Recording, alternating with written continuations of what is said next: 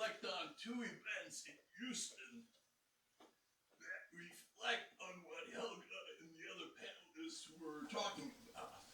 One, he mentioned this farce in Astro World where the ninth victim died yesterday. Oh. Now, they weren't all desperate youth. At least two of them were going to college studying engineering.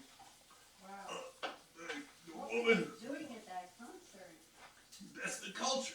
Well, the woman who died yesterday was a student at Texas A&M. Yes. Now, the other event that got a little bit of coverage, and the Houston Chronicle basically half covered it, but in the last couple of days, Rice University announced a new president who will be coming into office next year in July when the current president resigns.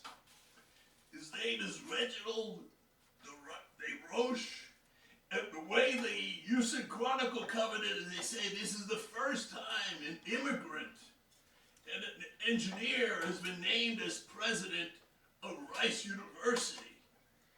And I had to do a little digging because his name sounded familiar, DeRoche. Turns out he's an immigrant from Haiti. Now, why did the Chronicle choose not to report that, at least in their first article? Because they were the ones who had the pictures of Haitians being rounded up by the border patrol in the thousands and being shipped back to Haiti. Now, I don't know this DeRoche, and Joe is tasked with scheduling a meeting with my campaign and DeRoche in the coming weeks and months. But it turns out he was born in Port-au-Prince, he grew up in Queens, he went to school in Berkeley, received his doctorate in civil and structural engineering, was the dean of engineering in Georgia Tech University, and for the last few years has been provost at Rice University.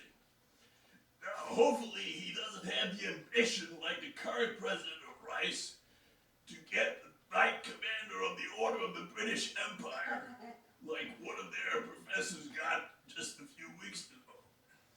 So it shows you both the danger of our culture. How did these kids get sucked up into this disaster that killed 9 people at the Houston Astro World? It's because the rap culture is a culture of death. The music culture in the United States is a culture of death.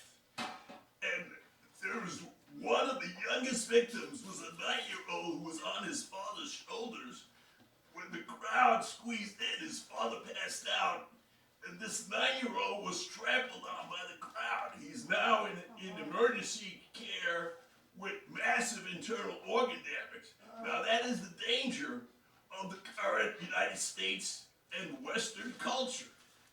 Now, the potential is shown by this Reginald DeRoche, who I don't know, but I intend to get to know him, because when he becomes president of Rice University next July, in just 2 months after that will be the 60th anniversary of John F. Kennedy's most famous speech at Rice University, where he called for a program to get to the moon in 10 years.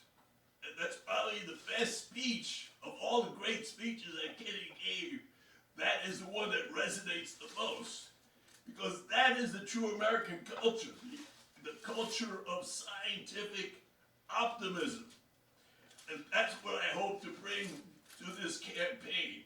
Now, I also want to mention that I accept the endorsement of the LaRouche organization, and they endorse my campaign for Congress as well as Diane Sayers' campaign for senator in New York State, where she is running against one of the worst senators in U.S. history, Chuck Schumer, who is the senator from Wall Street.